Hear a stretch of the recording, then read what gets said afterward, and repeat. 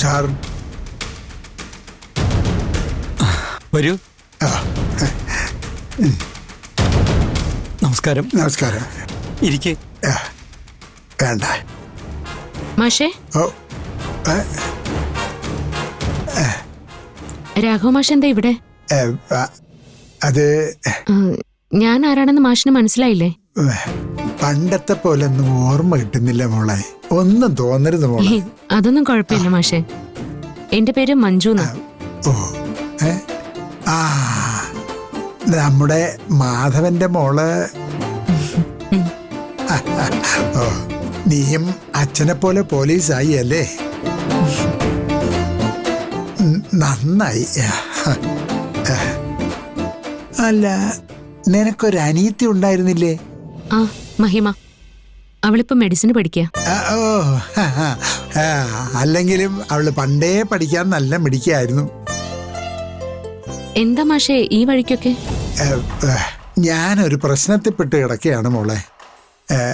എന്റെ മോള് കല്യാണം കഴിഞ്ഞ് അങ്ങ് ഓസ്ട്രേലിയയിൽ ഭർത്താവിന്റെ കൂടെ ജോലി ചെയ്യുക. പ്രേമിച്ച് കല്യാണം കഴിച്ചതുകൊണ്ട് സ്ത്രീധനമൊന്നും കൊടുക്കേണ്ടി വന്നില്ല. എന്നാലും എൻ്റെ ഒരു സന്തോഷത്തിന് അവർക്ക് വേണ്ടി നാട്ടിലൊരു വീട് പണിത് കൊടുക്കണമെന്ന് തോന്നി. അതിനുവേണ്ടി ഞാൻ ചേർത്ത് വെച്ച കാശ് മുഴുവൻ കൊടുത്ത് കുറച്ച് സ്ഥലം വാങ്ങി. വീട് വെക്കാനുള്ള കാശ് സംഘടിപ്പിക്കാൻ എനിക്ക് കുറച്ച് സമയമെടുത്തു.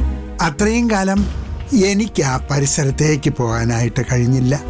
കുറച്ച് ദിവസം മുമ്പ് ഞാൻ ആ എഞ്ചിനീയറുടെ കൂടെ സ്ഥലം നോക്കാൻ പോയപ്പോൾ അവിടെ ചിലര് സ്ഥലം കയ്യേറിയെന്ന് എനിക്ക് മനസ്സിലായി.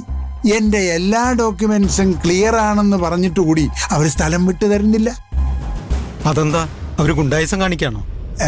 ഇത് എൻ്റെ മാത്രം പ്രശ്നമല്ല സാറേ. പലരുടെയും സ്ഥലം കയ്യേറിയിട്ടാണ് അവിടെ ഒരു കെട്ടിടം നിർമ്മിക്കുന്നത്.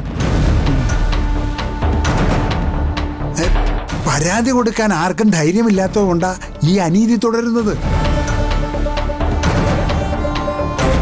അല്ല, എനിക്കും ധൈര്യം ഉണ്ടായിട്ടൊന്നും അല്ല. ഇത്രയും പ്രായമായില്ലേ, ഇനി മേലും കീഴും നോക്കാനില്ലല്ലോ.